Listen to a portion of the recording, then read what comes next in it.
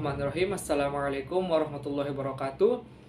Perkenalkan, nama saya Andi Alfian Petudungi Hussein, asal Prodi Hukum Tata Negara.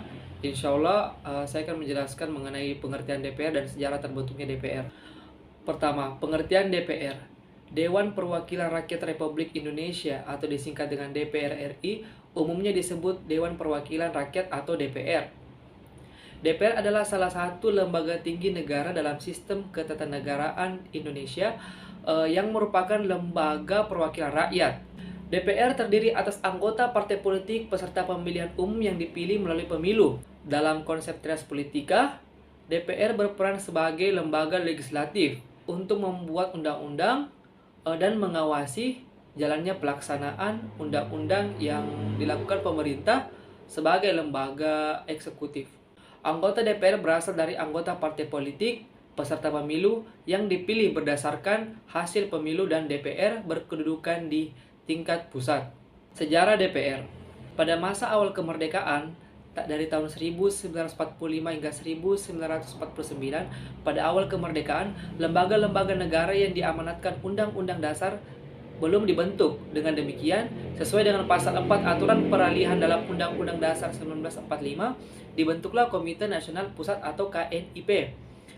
Kedua, pada masa Republik Indonesia Serikat, tepat pada tahun 1949 sampai 1950. Badan legislatif pada masa Republik Indonesia Serikat terbagi menjadi dua majelis, yaitu Senat yang beranggotakan 32 orang dan Dewan Perwakilan Rakyat yang beranggotakan 146 orang, di mana 49 orang adalah perwakilan Republik Indonesia Yogyakarta. Yang dimiliki DPR adalah hak budget, inisiatif, dan amandemen, serta wewenang untuk menyusun rancangan undang-undang bersama pemerintah. Ketiga, ada masa Dewan Perwakilan Rakyat sementara. Pada tanggal 15 Agustus, DPR dan Senat Republik Indonesia mengadakan rapat di mana dibacakan piagam pernyataan terbentuknya NKRI yang bertujuan: 1. Pembubaran secara resmi negara Republik Indonesia Serikat yang berbentuk federasi. 2. Pembentukan NKRI yang meliputi seluruh daerah Indonesia dengan Undang-Undang Dasar sementara yang mulai berlaku pada tanggal 17 Agustus 1950. Tugas dan wewenang DPR hasil pemilu 1955 sama dengan posisi DPRS secara keseluruhan. Karena landasan hukum yang berlaku adalah Undang-Undang Dasar sementara, banyaknya jumlah fraksi di DPR serta tidak adanya 1-2 partai yang kuat. Masa DPR hasil Dekret Presiden 1959 berdasarkan Undang-Undang Dasar 1945 hingga 1965. Jumlah anggota sebanyak 262 orang kembali aktif setelah mengangkat sumpah. Dalam DPR terdapat 19 fraksi didominasi PNI, Masyumi, NU, dan PKI. Dengan Penpres nomor 3 tahun 1960, Presiden membubarkan DPR karena DPR hanya menyetujui 36 miliar rupiah APBN dari 44 miliar yang diajukan. Masa reformasi dari tahun 1999 hingga sekarang. Banyaknya skandal korupsi, penyuapan, dan kasus pelecehan seksual merupakan bentuk nyata bahwa DPR tidak lebih baik dibandingkan dengan yang sebelumnya. Mantan Ketua MPR Republik Indonesia tahun 1999 hingga 2004, Amin Rais, bahkan mengatakan DPR yang sekarang hanya merupakan stempel dari pemerintah karena tidak bisa melakukan fungsi pengawasannya. Hal itu tercermin dari ketidakmampuan DPR dalam mengkritisi kebijakan pemerintah yang terbilang tidak pro-rakyat. Buruknya kinerja DPR pada era reformasi membuat rakyat sangat tidak puas terhadap para anggota legislatif. Ketidakpuasan rakyat tersebut dapat dilihat dari banyaknya aksi demonstrasi yang menentang kebijakan-kebijakan pemerintah yang tidak dikritisi oleh DPR. Assalamualaikum warahmatullahi wabarakatuh. Perkenalkan, nama saya Mayupiana, Prodi Hukum Tata Negara. Pembahasan saya kali ini tentang kelembagaan, fungsi, hak, dan anggota DPR. Yang pertama, secara kelembagaan, DPR memiliki karakteristik sebagai berikut, yaitu DPR memiliki anggota partai politik yang dipilih melalui pemilu. Dengan demikian, kedudukannya kuat karena dipilih langsung oleh rakyat. Yang kedua, yaitu DPR merupakan lembaga perwakilan rakyat yang berkedudukan sebagai lembaga negara. Kedudukannya setara dengan kelembagaan presiden. Yang ketiga, yaitu anggota DPR berjumlah 560 orang. Dengan jumlah sebesar itu, DPR memiliki kapasitas untuk menjalankan semua fungsi, tugas, dan kewenangan.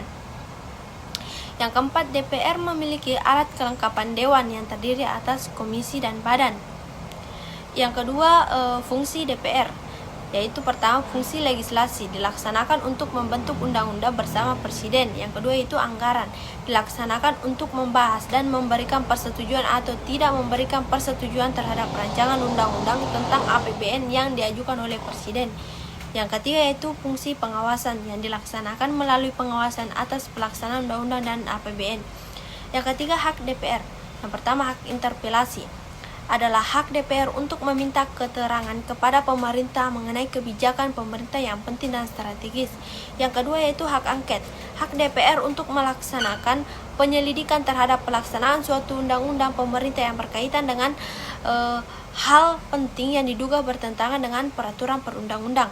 Yang ketiga itu hak imunitas, adalah kekebalan hukum yang dimana setiap anggota DPR tidak dapat dituntut di hadapan dan di luar pengadilan sepanjang tidak bertentangan dengan peraturan tata tertib dan kode etik. Yang keempat, hak menyatakan pendapat, yaitu kewajiban pemerintah atau mengenai kejadian luar biasa yang terjadi di tanah air atau di dunia internasional.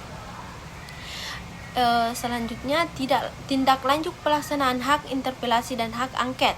Dugaan bahwa presiden atau wakil presiden melakukan pelanggaran hukum baik berupa pengkhianatan terhadap negara, korupsi, penyuapan, dan tindak pidana berat lainnya. Yang keempat itu hak anggota DPR mengajukan, yaitu usul rancangan undang-undang, mengajukan pertanyaan, menyampaikan usul dan pendapat, memilih dan dipilih, membela diri, keuangan dan administrasi. Yang kedua yaitu kewajiban anggota DPR, yaitu memegang teguh dan mengamalkan Pancasila, melaksanakan undang-undang, mempertahankan dan memelihara kerukunan nasional dan keutuhan NKRI, mendahulukan kepentingan negara, menaati prinsip demokrasi, menaati tata tertib dan kode etik, menjaga kode etik dan norma dalam hubungan kerja dengan lembaga lain, menyerap dan menghimpun aspirasi konstituen melalui kunjungan kerja secara berkala, menampung dan menindaklanjuti aspirasi dan pengaduan masyarakat, memberikan pertanggungjawaban secara moral dan politis kepada konstituen di dalam daerah pemilihannya. 3. Larangan anggota DPR. Anggota DPR tidak boleh merangkap jabatan sebagai pejabat negara lainnya. Anggota DPR juga tidak boleh melakukan pekerjaan sebagai pejabat struktural pada lembaga pendidikan lainnya. Yang keempat yaitu penyidikan anggota DPR. Jika anggota DPR diduga melakukan tindak pidana, harus mendapat persetujuan tertulis dari presiden. Ketentuan ini tidak boleh berlaku apabila anggota DPR melakukan tindak pidana korupsi dan teroris secara dan tertangkap tangan. Kelengkapan di DPR berdasarkan pasal 83 Undang-Undang Nomor 17 Tahun 2014 tentang MPR, DPR, DPD, dan DPRD. Alat kelengkapan DPR terdiri atas 1. Pimpinan, 2. Badan musyawarah, 3. Komisi, 4. Badan legislasi, 5. Badan anggaran, 6. Badan kerjasama antar parlemen, 7. Mahkamah kehormatan dewan, 8. Badan urusan rumah tangga, dan yang terakhir panitia khusus dan alat kelengkapan lain yang diperlukan dan dibentuk oleh rapat paripurna. Dalam menjalankan tugasnya, alat kelengkapan DPR dibantu oleh unit pendukung yang tugasnya diatur dalam peraturan DPR tentang tata tertib. Poin selanjutnya yaitu kedudukan DPR dalam struktur ketatanegaraan menurut Undang-Undang tahun 1945 sebelum dilakukan perubahan belum ditempatkan secara proporsional sebagai lembaga perwakilan rakyat. Keberadaan DPR lebih merupakan partner kerja presiden yang dilihat sebagai lembaga pelengkap dalam sistem demokrasi di Indonesia. Dengan demikian, kedudukannya kuat karena dipilih oleh rakyat secara langsung dan merepresentasikan rakyat. DPR RI merupakan lembaga perwakilan rakyat yang berkedudukan sebagai lembaga negara. Poin selanjutnya yaitu tugas dan wewenang DPR. 1. Terkait dengan fungsi legislasi, DPR memiliki tugas dan wewenang menyusun program legislasi nasional atau disingkat Prolegnas, menyusun dan membahas rancangan undang-undang atau biasa disebut dengan RUU, menerima RUU yang diajukan oleh DPD terkait otonomi daerah, dan tugas yang kedua yaitu terkait dengan fungsi anggaran. DPR memiliki tugas dan wewenang memberikan persetujuan antara RUU tentang APBN yang diajukan presiden, memperhatikan pertimbangan DPD atas RUU tentang APBN dan RUU terkait pajak, pendidikan, dan agama. Selanjutnya, menindaklanjuti hasil pemeriksaan atas pengelolaan dan tanggung jawab keuangan negara yang disampaikan oleh BPK. Dan yang ketiga, terkait dengan fungsi pengawasan, DPR memiliki tugas dan wewenang melakukan pengawasan terhadap pelaksanaan undang-undang, APBN, dan kebijakan pemerintah, membahas dan menindaklanjuti hasil pengawasan yang disampaikan oleh DPD.